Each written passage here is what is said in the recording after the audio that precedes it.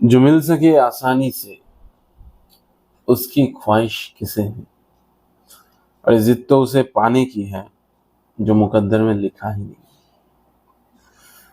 तो मेरे टीचर की या फिर मेरे गुरु के दो लाइन से आज मैंने आपका ये नया लेक्चर शुरू किया है जिसका नाम है biological classification. So hello everyone, I am शुगर sir here and welcome back to your favourite channel Engineer Education India. तो बच्चे, आज हम जो टॉपिक को लेके बात कर रहे हैं वो क्लास 11th और क्लास 12th का one of the most important topic है, चैप्टर है जो है बायोलॉजिकल क्लासिफिकेशन। इस चैप्टर का लिंक आपके क्लास 11th और क्लास 12th में बहुत सारे ऐसे जगह होगा जहां जहां आप सोच भी नहीं पाओगे। मतलब हर एक चैप्टर के हर एक कोने में कोई ना कोई ऐसा ऑर्गेनिज्म आपको देखने को मिलेगा जिसके लिए आपको बायोलॉजिकल क्लासिफिकेशन नामक इस चैप्टर के बेसिक नॉलेज बहुत तगड़ा वाला होना चाहिए, है ना। चलिए, तो आज का लेक्चर हम लोग शुरू करते हैं बिना देरी किए। चलिए, स्क्रीन के ऊपर बायोलॉजिकल क्लासिफिकेशन चैप्टर नंबर 2 और इसके पहले जो कदरदान या फिर हमारा जो साथियों जो साथी है हमारा, है ना, तो अगर उन्होंने इसके पहले का जो लिविंग वर्ल्ड का वीडियो नहीं देखा है तो चैनल पे पड़ा हुआ है, 1 घंटे 10 मिनट का वीडियो है, पहले उसको देख के आ जाइए। फिर मत सोचना, फिर मत बोलना कि सर टैक्सॉन क्या होता है, किंगडम क्या होता है, ये क्या होता है, वो क्या होता है। वो वीडियो मैं कमेंट बॉक्स में दे दूंगा या फिर यहाँ पे जो आई वाला बटन है यहाँ पे या फिर यहाँ पे कहीं पे भी होगा वहां पे मैं दे दूंगा। चलिए, since the dawn of civilization there have been many attempts to classify living organisms। Civilisation के फर्स्ट से ऑर्गेनिजम्स को क्लासिफाई करने की प्रक्रियाएं चल रही है। It was done instinctively, not using criteria that were scientific but born out of a need to use organism for our own use। Scientific तरीके से ही हो, ये जो क्लासिफिकेशन हुआ है वो साइंटिफिक तरीके से ही हो, ये इसका कोई जिम्मा किसी ने नहीं लिया है ना, अपने खुद के यूज के लिए भी। जैसे कि मान लीजिए कि आपके पास एक बड़ा घर है और आपके पास एक छोटा घर है, तो आपने बड़े वाले घर को बिग हाउस नाम के कैटेगरी में रख दिया और छोटे वाले हाउस को स्मॉल हाउस नाम के कैटेगरी में रख दिया।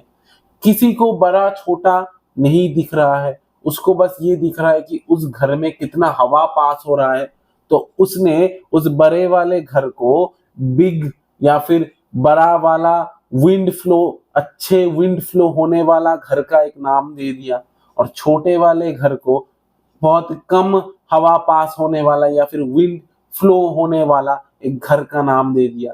तो ऐसे ही अपने अपने यूजेस के अकॉर्डिंग आपने क्या किया कि क्लासिफाई कर दिया। वही का इसी का बात यहाँ पे हो रहा है, ठीक है। For food, shelter and clothing, किसके लिए हुआ है? फूड, शेल्टर और क्लॉथिंग के लिए क्लासिफाई किया गया है।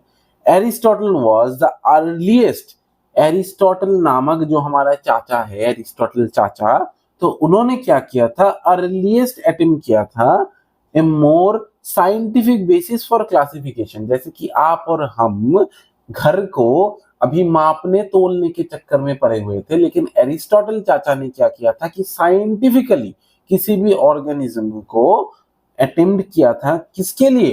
क्लासिफाई करने के लिए। ही यूज्ड सिंपल मॉर्फोलॉजिकल कैरेक्टर्स। क्या यूज किया था भाई? Simple morphological characters. अब ये मॉर्फोलॉजिकल कैरेक्टर्स क्या होता है सर? बाहर से जो दिखता है, तुम अगर बाहर से दिखते हो नाटू, या फिर तुम अगर बाहर से दिखते हो कि बहुत स्मॉल हाइट के या फिर बहुत बड़े वाले हाइट के, ठीक है, तो ये तुम्हारा मॉर्फोलॉजी हुआ। मतलब तुम्हारा शरीर दिखने में कैसा है, तुम्हारा आउटर अपीयरेंस कैसा है, ये जो आउटर थिंग्स होते हैं ना, तो यही पड़ता है मॉर्फोलॉजी के अंदर, ठीक है। To classify plants into trees, shrubs and herbs. इसी का तो बात मैंने अभी किया कि ट्रीज जो लंबा लंबा पेड़ होता है भाई, और श्रब्स जो लंबे से थोड़ा कम जो पेड़ होता है उसे हम लोग बोलते हैं श्रब, जो मीडियम हाइट का होता है ना। और जो हर्ब होता है तो वो होता है एकदम छोटू सा घास। अभी सर घास हर्ब होता है क्या? नहीं होता है। मैंने बस एक एग्जाम्पल के तौर पे मैंने ये बोल दिया। He also divided animals into two groups. कौन कौन से ग्रुप में उन्होंने एनिमल को डिवाइड किया? वो है इनिमा एंड एनिमा। ये जान लो, काम पे आएगा। किसके बेसिस में किया? रेड ब्लड सेल के बेसिस में किया, and those that did not, ठीक है, जिसके अंदर रेड ब्लड सेल्स होता है, जैसे कि हम लोगों को पता है कॉकरोच। कॉकरोच कॉकरोच का जो आरबीसी होता है बच्चे, उसमें आपको हीमोग्लोबिन हीमोग्लोबिन नहीं देखने को मिलता है। इसमें क्या रहता है? हीमोसायानिन रहता है, ठीक है। क्या रहता है? हीमोसायानिन रहता है। इसीलिए इसका ब्लड लाल लाल नहीं होता, इसका ब्लड रेड नहीं होता, ठीक है। हमारा जो आरबीसी होता है, ह्यूमन का जो आरबीसी होता है, उसमें हीमोग्लोबिन रहता है। तो इसीलिए हमारा ब्लड लाल लाल दिखता है ना, लाल लाल, पूरा लाल लाल तरीके का दिखता है। अगर जब गोली मारे कोई सीने में, तब क्या रंग निकलता है? लाल ही निकलता है ना। तुम सीने में गोली मत खाने जाना, है ना। तो जो ह्यूमन का हीमोग्लोबिन होता है वो रेड इन अपीयरेंस होता है। इसीलिए आरबीसी हमारे बॉडी में, ये जो रेड कलर हमारे ब्लड का होता है वो आरबीसी से ही आता है। और आरबीसी के कौन से थिंग या फिर कौन से जो सब्सटेंस है उससे आता है, वो है हीमोग्लोबिन, ठीक है। तो पहले तो ये सब नहीं था कि कौन से रेड ब्लड सेल में कैसे पहचानूंगा। जो जिसका ब्लड रेड हो जाए, जिसका ब्लड रेड हो जाए, जैसे कि ह्यूमन का खून लाल कलर का होता है, तो इसीलिए उन्होंने ह्यूमन के खून जिसका लाल कलर का ब्लड है, उन्हें एक अलग क्लासिफिकेशन में रखा, और जिसका ब्लड लाल कलर का नहीं है उनको एक अलग क्लासिफिकेशन के रखा, जैसे कि कॉकरोच, ठीक है। तो कॉकरोच और ह्यूमन हो गए अलग, ठीक है, इन लीनियस। इसके पहले वाले चैप्टर में हमने पढ़ा था कि कैरोलस लीनियस नाम के जो और एक चाचा थे हमारे, तो उन्होंने two kingdom system of classification दिया था, है ना, विथ प्लेंटी एंड एलिमेनिया। तो दोनों ही किंगडम का प्रकाश उन्होंने दिया था कि भाई तुम्हारे इस पूरे जो अर्थ का जो सिस्टम है, यहाँ पे एनिमेलिया और प्लेंटी, हमें बस यही दो दिखे। बैक्टीरिया वायरस हमसे छुप गए, क्योंकि हमारे पास तो भाई माइक्रोस्कोप थे नहीं जो बैक्टीरिया और वायरस देख लूं। तो एनिमेलिया और प्लेंटी नाम का जो किंगडम उन्होंने दिया था was developed that included all plants and animals, जिसके अंदर प्लांट्स और एनिमल्स ही थे बस, ठीक है, respectively. This system did not distinguish between the eukaryotes and prokaryotes. मतलब यूकैरियोट और प्रोकैरियोट के अंदर जो डिस्टिंग्विश रहता था कि कौन सा यूकैरियोटिक सेल है और कौन सा प्रोकैरियोटिक। अभी सर प्रोकैरियोट का मतलब क्या होता है ना, अभी प्रोकैरियोट का मतलब क्या होता है ना, तो प्रोकैरियोट का थोड़ा हम लोग मतलब समझ लेते हैं, और यूकैरियोट का मतलब यहाँ पे समझ लेते हैं ना। तो जो प्रोकैरियोट होता है, प्रोकैरियोट, एक सेकंड, प्रोकैरियोट, प्रो मतलब प्रिमिटिव, प्रो मतलब वो वाला प्रो नहीं जो तुम हो, पीरो, है ना। कैरियोट मतलब कैरी ऑन। अब ये कैरी ऑन का मतलब सर क्या होता है? कैरी ऑन मतलब न्यूक्लियस, ठीक है। जिसका न्यूक्लियस प्रिमिटिव हो उसको हम लोग बोलेंगे प्रोकैरियोटिक सेल। और यू मतलब नया, और कैरियोट मतलब क्या? न्यूक्लियस, ठीक है।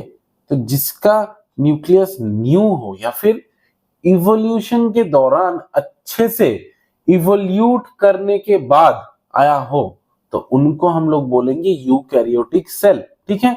तो प्रोकैरियोट और यूकैरियोट के बीच का जो डिफरेंस है वो उन्होंने देखा ही नहीं। ये बाहर में जाए प्रोकैरियोट और यूकैरियोट, हमें तो बस प्लांट और एनिमल से मतलब है भाई हमने अपना काम कर दिया, तुम अपना देख लो। और यूनिसेलुलर उन्होंने रखा नहीं, मल्टीसेलुलर ऑर्गेनिजम्स रखा नहीं, photosynthetic green algae, non photosynthetic fungi, ये सब उन्होंने कुछ भी नहीं देखा। उन्होंने बस ये देखा कि कौन एनिमल है और कौन प्लांट है। Classification of organisms into plants and animals was easily done and was easy to understand। मतलब अंडरस्टैंड करने में बहुत सहज, बहुत सरल भाई। But a large number of organisms did not fall into either category. बहुत सारे ऐसे ऑर्गेनिजम्स हैं जो इन सब कैटेगरी में फिट बैठते ही नहीं। तो उन्होंने जाके लीनियस साहब से कहा कि भाई हम तो रो देंगे, आपने तो हमें कैटेगरी ही नहीं दिया, एक देश ही नहीं दिया जहाँ के हम वाशिंदा हो सके, एक देश ही नहीं दिया जहाँ के हम सिटीजन हो सके, तो हम कहाँ रहेंगे। उन्होंने बोला तुम डूब मरो। Hence, two kingdom classification used for a long time was found inadequate। अब उन्होंने क्योंकि उन सब जो ऑर्गेनिजम्स है उनको बोला कि तुम डूब मरो, तो उन्होंने भी बोला कि इसके बाद की इलेक्शन में लीनियस साहब आपको वोट नहीं मिलेगा, इसलिए आप हो गए इनएडिक्वेट, आप अभी डूब मरो, है ना। Besides, gross morphology, a need was also felt for including other characteristics like cell structure, nature of cell wall, mode of nutrition, habitat, methods of reproduction, evolutionary relationship। अब हम लोग इसको कैसे याद रखें? इसको याद रखने का एक सिंपल ट्रिक मैं आपको बताता हूं, जिसका नाम है मारो टोटल रट्टा। क्या मारो? रट्टा मारो। नहीं मारना चाहिए, फिर भी मैं बोल रहा हूं। इन फिजिक्स केमिस्ट्री मारो टोटल रट्टा इन फिजिक्स केमिस्ट्री। मारो का मतलब क्या होता है बच्चे? मारो का मतलब होता है mode of nutrition. Total, T for thallus organisation. Thallus मतलब बॉडी, ठीक है। रट्टा, R for reproduction. P for phylogenetic relationship. ये चैप्टर में जैसे पढ़ा रहा हूं बिल्कुल हूबहू, without any doubt, without any query, हूबहू ऐसे ही याद रखोगे। तुम्हारा नीट का 8 मार्क्स 2 क्वेश्चंस इन नीट 2025 आज तो पक्के होंगे ही होंगे। इसके साथ जो लोचा तुम लोगों को देखने को मिलता है कि हर एक चैप्टर में सर यहाँ उठ के आ गया बैक्टीरिया, यहाँ से आ गया फंगाई, ये प्लाज्मोडियम क्या बोल रहा है, पैरामोशियम क्या है हमें तो नहीं पता, मैग्नेम क्या होता है, प्लांट में ऐसे एवोल्यूशन क्यों आ गया। तो ये सब चीजें, वायरस और बैक्टीरिया का डिफरेंस क्या है, सब कुछ तुम्हें इस वीडियो के अंदर मिल जाएगा। इस वीडियो को मैं 4 पार्ट में पढ़ाऊंगा अच्छे से, थोड़ा थोड़ा करके, है ना। चलो, और सी फॉर क्या होता है सर? सी फॉर क्या होता है? सी फॉर होता है सेल स्ट्रक्चर। हो गया ना? देखो यहाँ पे कितना है, 1 2 3 4। बॉडी ऑर्गेनाइजेशन, हमारा ऑर्गेनाइजेशन कहा गया। नेचर ऑफ वॉल यहाँ पे आ गया हमारा सेल स्ट्रक्चर के अंदर। Phylogenetic relationship, okay, evolutionary relationship को हम लोग कहते हैं फाइलोजेनेटिक रिलेशनशिप। सेल स्ट्रक्चर हमारा आ गया यहाँ पे उठ के। मोड ऑफ न्यूट्रिशन हमारा आ गया यहाँ पे उठ के, ठीक है। अभी तो सर आपने यहाँ पे बॉडी ऑर्गेनाइजेशन जो बोला वो कहाँ है? अभी हैबिटेट तो यहाँ पे आया ही नहीं, है ना। नेचर ऑफ वॉल भी यहाँ पे नहीं दिया हुआ है। तो ये जो मैंने आपको बोला है, तो इसका पूरा डिट्टो हूबहू कॉपी आपको मिल जाएगा ये जो आपका टेबल है, इस टेबल को मेमोराइज करने के लिए मैंने ये ट्रिक आपको बताया है, ठीक है। ये आपका हूबहू इस टेबल से मैच करेगा और इसी से क्वेश्चन उठ के आपको डायरेक्टली एग्जाम में पूछा जाएगा। ठीक है, तो यहां से कुछ कुछ मैच करेगा, कुछ कुछ नहीं करेगा, वो हम लोग कुछ कुछ मैच करेगा और कुछ कुछ मैच नहीं करेगा, तो वो हम लोग क्या करेंगे, वो हम लोग डायरेक्ट जब पढ़ेंगे एक एक फाइलम करके कि ये जो एक एक किंगडम हमारा है, Monera, Protista, fungi, plenty, Animalia, इसके अंदर हम लोग जब हैबिटेट पढ़ेंगे तो हम लोग हैबिटेट वहां पे जाके देख लेंगे कि कौन से हैबिटेट में या फिर कौन से स्थान का बाशिंदा है ये लोग, है ना। तो सेल वॉल देख लेंगे, एब्सेंट है कि प्रेजेंट है, नेचर ऑफ सेल वॉल, ये हम लोग वहां पे जाके डिस्कस करेंगे। ठीक है, classification systems for the living organisms have hence undergone several changes over the time. Though plant and animal kingdoms have been a constant under all different systems. सारे जो सिस्टम्स है उसमें प्लांट और एनिमल किंगडम आपको देखने को मिलेगा ही मिलेगा। यही बोल रहे हैं यहाँ पे कि the understanding of what groups और organisms be included under this kingdoms have been changing. The number of nature of other kingdoms have also been understood differently by different scientists over the time. कि धीरे धीरे आहिस्ता आहिस्ता जब समय बीतता गया तो अलग अलग साइंटिस्ट ने अलग अलग समय पे आके अलग अलग रिसर्च किया और अलग अलग ऑर्गेनिज्म का जो टाइप है, उनका सेल वॉल का टाइप है, उनका मोड ऑफ न्यूट्रिशन, उनका मोड ऑफ रिप्रोडक्शन, ये सब निकाला। तो आपको कुछ नहीं करना, बस ये याद रखना है, ये ट्रिक याद रख लो कि मारो टोटल रट्टा इन फिजिक्स केमिस्ट्री। ठीक है, इससे आपका ये जो टेबल है, इस टेबल का जो कैरेक्टर्स है, इसको आप बहुत अच्छी तरीके से याद रख पाओगे। कैसे सर, कैसे सर, हमें थोड़ा बताओ। ये देखो, mode of nutrition, mode of nutrition first तुम्हारा मैच हो गया, मैं मैच करके भी दिखा देता हूँ। ये देखो मोड ऑफ न्यूट्रिशन, ये रहा यहाँ पे मोड ऑफ न्यूट्रिशन मैच हो गया। अभी हम लोगों का क्या है, बॉडी या फिर थैलस ऑर्गेनाइजेशन, ये रहा बॉडी और थैलस ऑर्गेनाइजेशन मैच हो गया। ठीक है, अभी सेल स्ट्रक्चर है, सेल स्ट्रक्चर के अंदर आपका सेल वॉल आएगा। ठीक है, रिप्रोडक्शन है, ये आ गया आपका रिप्रोडक्शन, यहाँ पे नहीं दिया हुआ है। ये आपका 5 किंगडम क्लासिफिकेशन का एक बहुत ही ज्यादा इंपॉर्टेंट पार्ट है, ये जान लीजिए। आपको हर एक जगह मोनेरा में आर्कीबैक्टीरिया, यूबैक्टीरिया तो है ही, प्रोटिस्टा, फंगाई, सब में हर एक ऑर्गेनिज्म का रिप्रोडक्शन पढ़ना ही पढ़ना है।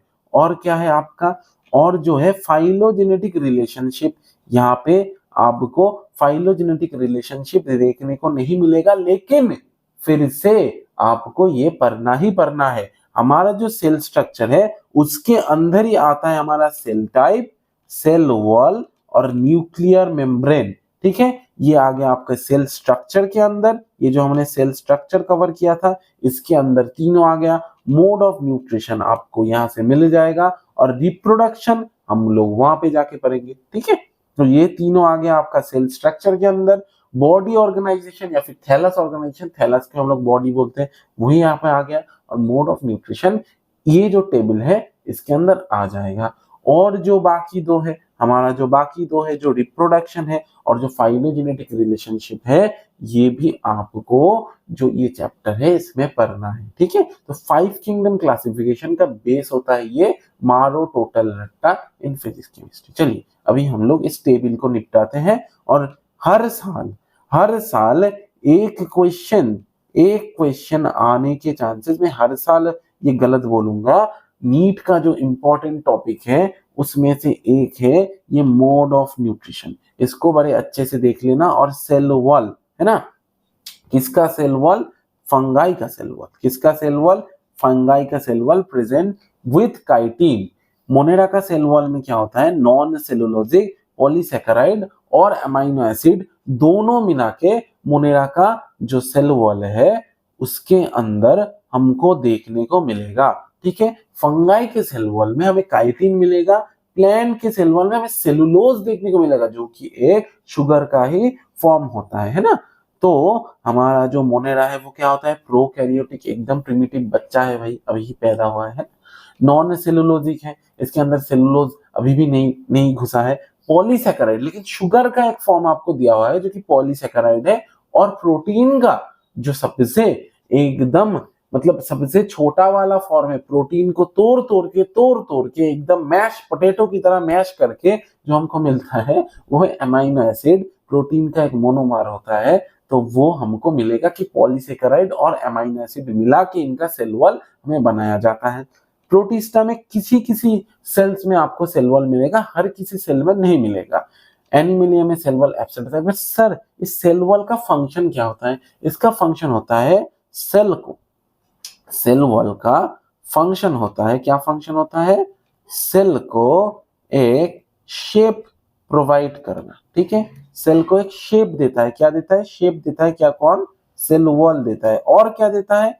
एक्स्ट्रा प्रोटेक्शन देता है। क्यों?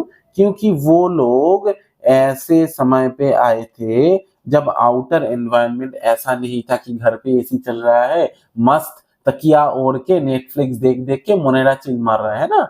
वो लोग ऐसे समय पे आए थे बच्चे कि जब उनका खात्मा होने का चांसेस और सूप बनने का चांसेस बहुत ज्यादा था। इसीलिए उनका सेल वॉल जो है हार्ड और टफ मटेरियल से बना होता था। तो इसीलिए पॉलीसैकेराइड और अमाइनो एसिड ठूस ठूस के सेल वॉल को शील की तरह बना दिया गया। फंगाई का भी देख लो, काइटिन है जो कि एक बहुत हार्ड मटेरियल होता है ना।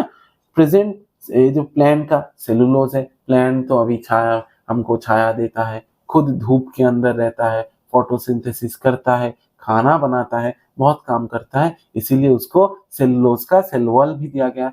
एनिमेलिया में एब्सेंट है। सेलुलोज एक हायर मटेरियल है, ठीक है।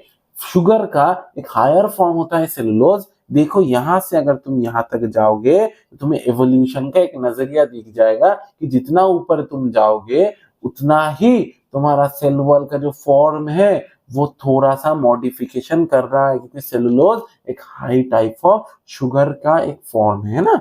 तो अभी देख लो न्यूक्लियर मेम्ब्रेन मोनेरा में होता है एब्सेंट, प्रोटिस्टा में प्रेजेंट होता है। इसका मतलब मोनेरा और प्रोटिस्टा में जो बेसिक डिफरेंस जो कि आपको भी नहीं पता वो क्या है कि मोनेरा है एक यूनिसेलुलर, याद रखना हमेशा, यूनिसेलुलर यूकैरियोट नहीं प्रोकैरियोट। मोनेरा है यूनिसेलुलर प्रोकैरियोट। और जितना भी यूनिसेलुलर यूकैरियोट, में बार बार रिपीट कर रहा हूं, प्रोटिस्टा का मतलब होता है यूनिसेलुलर यूकैरियोट। यूनिसेलुलर सेल होना चाहिए लेकिन यूकैरियोट होना चाहिए। इस बात को हमेशा याद रखना कि जितना भी यूकैरियोट सेल्स है सब मोनेरा के अंडर आएगा और उनका न्यूक्लियस बहुत मजेदार होगा, बहुत ही हाई लेवल का होगा, है ना। फंगाई में काइटिन का प्रेजेंस मिलेगा। यूकैरियोटिक सेल सब कोई हर कोई यूकैरियोट होगा। इसके बाद nuclear membrane absent, present present present present. क्यों? क्योंकि प्रोकैरियोटिक सेल में हमारे प्रोकैरियोटिक सेल जो है उसमें न्यूक्लियर मेम्ब्रेन क्या होता है? एब्सेंट होता है। और इसीलिए ही न्यूक्लियर मेम्ब्रेन एब्सेंट होने की वजह से ही उनको हम लोग प्रोकैरियोटिक बोलते हैं कि आदि एकदम अनंत काल में आया हुआ एक बच्चा जिसके न्यूक्लियस के पास न्यूक्लियर मेम्ब्रेन नहीं है। क्यों? क्योंकि इसमें गर्ल जो कॉम्प्लेक्स होता है, गोल्जी बॉडी, एंडोप्लाज्मिक रेटिक्यूलम और लाइसोसोम, एंडोप्लाज्मिक रेटिक्यूलम के वजह से ही न्यूक्लियर मेम्ब्रेन का फॉर्मेशन होता है और इनके बॉडी में ये होता है एब्सेंट। तो इसीलिए न्यूक्लियर मेम्ब्रेन यहाँ पे हमको देखने को नहीं मिलता। बॉडी ऑर्गेनाइजेशन होता है सेलुलर फंगाई में होता है मल्टी सेलुलर या फिर लूज टिश्यू। देखो एवोल्यूशन का एक जरिया तुमको देखने को मिलेगा। टिश्यू और ऑर्गन जितना तुम हायर लेवल पे जाओगे उतना ही डेवलपमेंट तुमको बहुत ज्यादा देखने को मिलेगा। टिश्यू ऑर्गन और ऑर्गन सिस्टम, है ना। मोड ऑफ न्यूट्रिशन मोनेरा में अगर तुम देखोगे तो autotrophic, chemosynthetic, photosynthetic, heterotrophic, saprophytic, parasynthetic. सबसे ज्यादा जो डाइवर्स ऑर्गेनिज्म होता है हमारे पूरे हर किंगडम के अंदर वो है मोनेरा। मोड ऑफ न्यूट्रिशन को लेके maximum diversity, M for Monera और M for maximum diversity of mode of nutrition, ठीक है। क्या बोला मैंने कि एम फॉर मोनेरा और M for maximum diversity of mode of nutrition notes बनाते चलो, नहीं तो मैं आके तुम्हारा खात्मा वहीं पे बना दूंगा। ठीक है। ऑटोट्रॉफिक, फोटोसिंथेटिक और हेटेरोट्रॉपिक, ये किसके अंदर होता है हमारा, वो प्रोटिस्टा के अंदर, कि वो लोग ऑटोट्रॉपिक भी होता है, हो सकता है, या फिर थोड़ा जो कुछ है वो हेटेरोट्रॉपिक भी हो सकते हैं, है ना। हेटेरोट्रॉपिक फंगाई के अंदर पूरा ही सेप्रोफिटिक है। आप लोग जानते हैं कि फंगाई डेड मटेरियल के ऊपर या फिर जो डिकम्पोजर्स है हमारे पूरे एनवायरनमेंट का मैक्सिमम फंगाइज ही होता है, तो उसके अंदर आता है हेटेरोट्रॉपिक, यानी कि डेड मटेरियल को तोड़ तोड़ के उनसे एनर्जी कलेक्ट करके वो अपना न्यूट्रिशन चलाएगा, है ना। और प्लांट तो हमारा होता ही है ऑटोट्रॉपिक, मतलब हमारा पूरे वर्ल्ड का नारायण कौन है, प्लांट है। अगर प्लांट खाना ना बनाए तो हम ना सरवाइव कर पाए, क्यों, क्योंकि जो शाकाहारी प्राणी होता है वो ग्रास या फिर फल उनके ऊपर ही जीता है और उनको ही मार के काट काट के ह्यूमंस खाते हैं, या फिर इनडायरेक्टली पेड़ से जो फल है वो भी हम लोग खाते हैं। इसका मतलब हम लोग इंडिपेंडेंट नहीं है अपने मोड ऑफ न्यूट्रिशन को लेके, इसीलिए हम लोग हो जाते हैं हेटेरोट्रॉफिक, होलोजोइक या फिर सैप्रोफिटिक। अभी होलोजोइक क्या होता है, होलोजोइक मतलब एक होलो सा स्ट्रक्चर होगा आपके बॉडी के अंदर जो कि आपको फूड डाइजेशन में हेल्प करेगा, जैसे कि हमारा डाइजेस्टिव सिस्टम।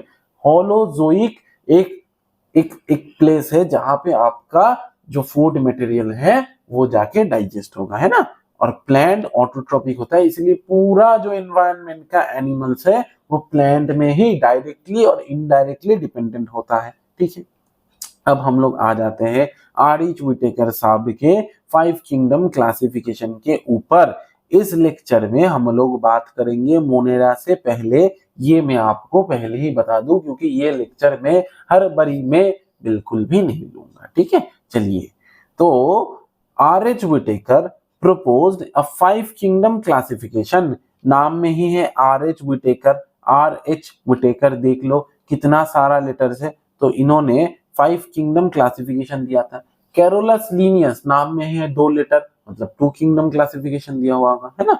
तो आर.एच. व्हिटेकर इन 1969 में proposed a 5 kingdom classification. Year अगर उठ के आ जाए फिर मुझे मत बोलना। आर.एच. व्हिटेकर ने 1969 में 5 किंगडम क्लासिफिकेशन दिया है। The kingdoms defined by him were named Monera, Protista, fungi, plenty और एनिमेलिया। इसके बाद जो आपका आता है वो मोनेरा को 2 पार्ट में तोड़ के आर्की बैक्टीरिया मतलब जो एकदम आदिम समय का जो बैक्टीरिया, एकदम पहले जो बैक्टीरिया आया था वो, और उसके बाद जो यूकैरियोटिक सेल्स का कुछ कुछ मतलब जो कैरेक्टर दिखाते हैं वो वाला बैक्टीरिया जो है यू बैक्टीरिया, जो कि खुद से फोटोसिंथेसिस कर सके, खुद से ऑक्सीजन ला सके, और इसी ऑक्सीजन की वजह से जो एनवायरनमेंट का चेंजेस स्टार्ट हुआ। लेकिन इसके पहले जो आर्की बैक्टीरिया आया था वो विदाउट ऑक्सीजन भी सरवाइव कर जाते थे, है ना, और वो ऑक्सीजन नहीं बनाते थे। मोनेरा, तो ये जो दो किंगडम उन्होंने जोड़ दिया, और एक साइंटिस्ट ने, तो उन्होंने दिया 6 किंगडम क्लासिफिकेशन। ठीक है। 5 किंगडम के ऊपर ये है 6 किंगडम, जिसमें आर्की बैक्टीरिया और यू बैक्टीरिया को अलग रखा हुआ है। ठीक है। The main criteria for classification used by him, Carolus Linnaeus ने मोनेरा को 2 पार्ट में तोड़ के 2 अलग किंगडम नहीं दिया था, उन्होंने मोनेरा के अंदर ही आर्की बैक्टीरिया और यू बैक्टीरिया को रखा था। The main criteria for classification used by him include cell structure, body organisation, mode of nutrition, reproduction and phylogenetic relationships. देख लो मारो टोटल रट्टा, इन फिजिक्स केमिस्ट्री काम आया कि नहीं आया। ठीक है। इसी को लेके मैं पहले से डिट्टो बके जा रहा हूं कि इसको पूरा डिट्टो उठ के आपके पास क्वेश्चन आ जाएगा नीट में कि आपका जो 5 किंगडम क्लासिफिकेशन है उसका मेन क्राइटेरिया कौन सा नहीं है, और आप जानते हो कौन सा है, मारो टोटल रट्टा इन फिजिक्स केमिस्ट्री, और जो इसके अंदर फिट नहीं बैठेगा उसको क्रॉस करके आप लोग चले आएंगे, है ना। तो द थ्री डोमेन सिस्टम, ये जो थ्री डोमेन ऑफ लाइफ है, यानी कि मोनेरा, जिसके अंदर आर्कीबैक्टीरिया और यू बैक्टीरिया आता है, और बाकी जो किंगडम्स है उसको हम लोग बोलते हैं three domain of life. Monera जिसके अंदर टू डोमेन्स के अंदर पड़ता है, that divides the kingdom Monera into two domains, leaving the remaining eukaryotic kingdoms in the third domain. मतलब जो प्रोकैरियोटिक डोमेन है, इसके अंदर हम लोग दो पार्ट देखेंगे, जो है आर्की बैक्टीरिया, एक सेकेंड, आर्की का स्पेलिंग मैं थोड़ा ठीक से लिख दूं, आर्की बैक्टीरिया, और जो है यू बैक्टीरिया। ये हो गया हमारा दो डोमेन, ठीक है, ये हो गया हमारा दो डोमेन। और यूकैरियोटिक में हम लोग पूरा मिला के एक डोमेन देखेंगे। आर्की बैक्टीरिया को हम लोग बोलेंगे नंबर 1 डोमेन, यू बैक्टीरिया को नंबर 2 डोमेन, और यूकैरियोटिक जो बाकी पूरा पार्ट है, प्रोटिस्टा, फंगाई, एनिमेलिया, प्लांटी, जो पूरा पार्ट है वो हम लोग थर्ड डोमेन में रखेंगे। इसकी वजह से ही हम लोग देख सकते हैं कि इसको हम लोग बोलते हैं थ्री डोमेन ऑफ लाइफ, ठीक है, थ्री डोमेन ऑफ लाइफ। अभी you will learn about this in higher classes. इसका मतलब है कि बाद में हम लोग इसको लेके अच्छे से एक सभा बिठा के चर्चा करेंगे, है ना। Let us look at this 5 kingdom classification to understand the issues of consideration that included in the classification system। मतलब इसमें वो कौन सा चीज है जो पहले नहीं हुआ करता था और जो इश्यू इन्होंने सॉल्व किया है। Earlier classification system including bacteria and blue-green algae, fungi, mosses, ferns, gymnosperms and the angiosperms and the plants। लेकिन अर्लियर क्लासिफिकेशन सिस्टम ने क्या किया था कि fungi, mosses, blue green algae, जो कि एक एल्गी है ही नहीं, फर्न, जिम्नोस्पर्म, एंजियोस्पर्म, इन सब को एक ही जगह यानी कि प्लांटी में ठूस ठूस के रख दिया। प्रोकैरियोटिक और यूकैरियोटिक कुछ नहीं देखा, बाहर में जाओ तुम लोग। और इसीलिए हिस्ट्री ने उस सिस्टम को बोला कि भाई तुम बाहर में जाओ, है ना। चलो, the character that unified this whole kingdom was that all the organisms included had a cell wall in their cells। कि इन सब ऑर्गेनिजम्स के अंदर सेल वॉल दिखा जाता है, इसीलिए इनको रख दो एक ही कैरेक्टर में। मोड ऑफ न्यूट्रिशन मत देखो, यूनिसेलुलर मल्टीसेलुलर मत देखो, कुछ मत देखो। This place together groups which widely differ in other characteristics. अलग अलग चीजों में और भी अलग अलग कैरेक्टरिस्टिक्स दिखा जाता है ना। It brought together the prokaryotic bacteria and the blue green algae, cyanobacteria, एक साथ ला दिया भाई। while the other groups which were eukaryotic, भाई बेचारा ब्लू ग्रीन एल्गी सायनोबैक्टीरिया है जो कि एक प्रोकैरियोटिक है, उनको तुमने यूकैरियोटिक के साथ रख दिया, गलत कर दिया। It also grouped together the unicellular organisms and the multicellular ones, say for example Chlamydomonas, Spirogyra were placed together under algae। Chlamydomonas और Spirogyra को भी एल्गी के अंदर ही रख दिया कि यूनिसेलुलर और मल्टीसेलुलर को सेम कर दिया। The classification did not differentiate between the heterotrophic group fungi and the autotrophic green plants. Fungi हमारा बेचारा हेटेरोट्रॉपिक है, तुमने उनको ऑटोट्रॉपिक के अंदर रख दिया, ये कैसे होगा भाई, खुद का मनमर्जी चला रहे हो, हमारा नहीं सुन रहे हो। The fungi had chitin in their cell walls while the green plants have cellulosic in their cell wall। क्यों किया था ये, क्योंकि तब माइक्रोस्कोप इतना अच्छा से डेवलप नहीं हुआ था कि सेल वॉल का स्ट्रक्चर और फॉर्मेशन हमको पता लग सके। When such characteristics were considered, the fungi were placed in a separate kingdom fungi। जब हमको पता चला कि ऐसा भी कुछ होता है, काइटिन नाम का एक चीज होता है जो फंगाई के सेल वॉल में रहता है, लेकिन अलग अलग और जो प्राणियां या फिर और जो प्लांट्स है या फिर और जो किंगडम है उनको उनके अंदर नहीं मिलता है, तो इसीलिए हम लोग फंगाई को क्या किया कि अलग कर दिया कि हम तो आपको अलग ही रखेंगे, है ना। All prokaryotic organisms were grouped together under kingdom Monera and the unicellular eukaryotic organisms were placed in kingdom Protista। Unicellular जो यूकैरियोटिक ऑर्गेनिज्म है, यूनिसेलुलर यूकैरियोट, मैंने पहले ही बोला था आपको कि प्रोटिस्टा मतलब यूनिसेलुलर यूकैरियोट, ये आप लगा लीजिए 3 स्टार, ठीक है। चलिए Kingdom Protista has brought together Chlamydomonas and Chlorella. Protista के अंदर आ गया क्लैमाइडोमोनास और क्लोरेला जो कि है यूनिसेलुलर, जो कि हमने क्लैमाइडोमोनास को अर्लियर एल्गी में प्लेस किया था जो कि प्लांटी में था, and both having cell walls with paramecium and amoeba.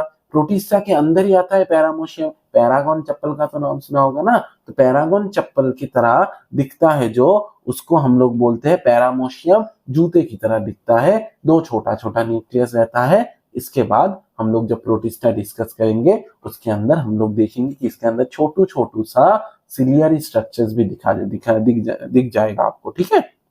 Amoeba जो हमारे एंटामीबा हिस्टोलाइटिका कॉज करते हैं, जो छोटे छोटे स्यूडोपोडिया की तरह पैर लेके चलते हैं, उनको हम लोग बोलते हैं अमीबा, है ना। ये हम लोग पढ़ेंगे प्रोटिस्टा के अंदर।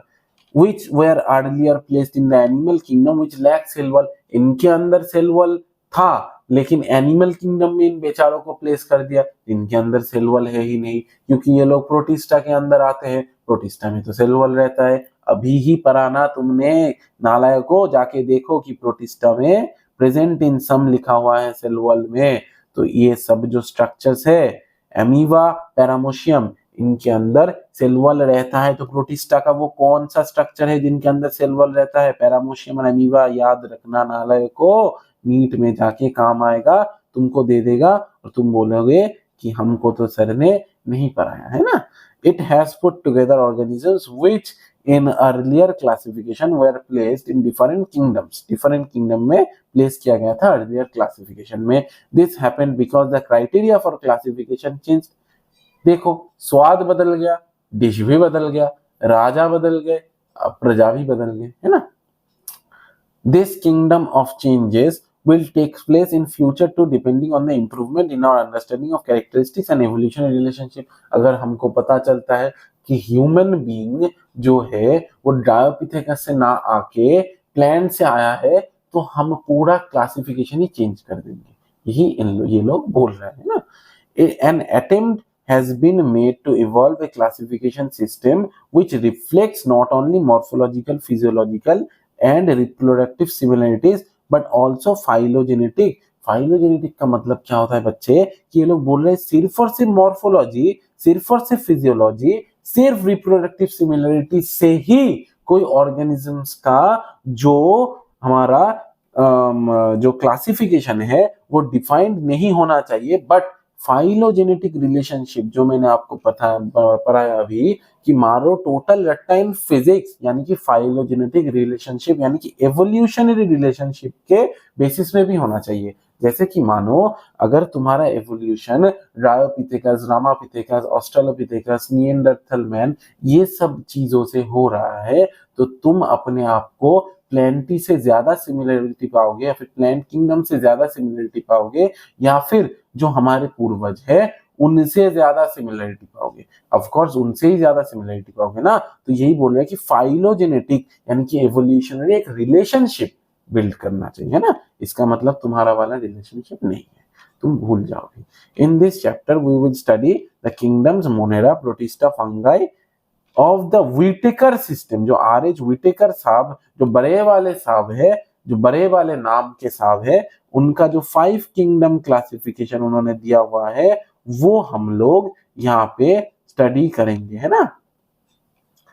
The kingdoms Plantae and Animalia commonly referred to as plant and animal kingdom, वो हम लोग थोड़ा सा बाद में पढ़ेंगे। तो आज का लेक्चर यही तक था। इसके बाद के लेक्चर में हम लोग मोनेरा और प्रोटिस्टा पूरा कवर करेंगे। उसके बाद के लेक्चर में हम लोग फंगाई देखेंगे और थोड़ा थोड़ा करके किंगडम प्लांटी भी पढ़ेंगे। उसके बाद में एनिमलिया और वायरस का एक लेक्चर लूंगा। तो टोटल 4 पार्ट में हमारा ये लेक्चर डिवाइड होगा। तो आपको इस लेक्चर कैसा लगा ये मुझे कमेंट बॉक्स में जरूर बता दीजिएगा, और नोट्स के लिए टेलीग्राम पे जाके इंजीनियर एजुकेशन इंडिया लिखो, एक चैनल आ जाएगा, या फिर कमेंट बॉक्स में जाके देख लो। ये जो चैप्टर है इसका 1 मिनट एमसीक्यू सीरीज मैं अपने चैनल के शॉर्ट्स में या फिर अपने फेसबुक पेज में ले रहा हूं, जाके ज्वाइन करना मत भूलना। Till then I am Shaukat sir here. पढ़ाई करते रहे। All the Very best. Signing off.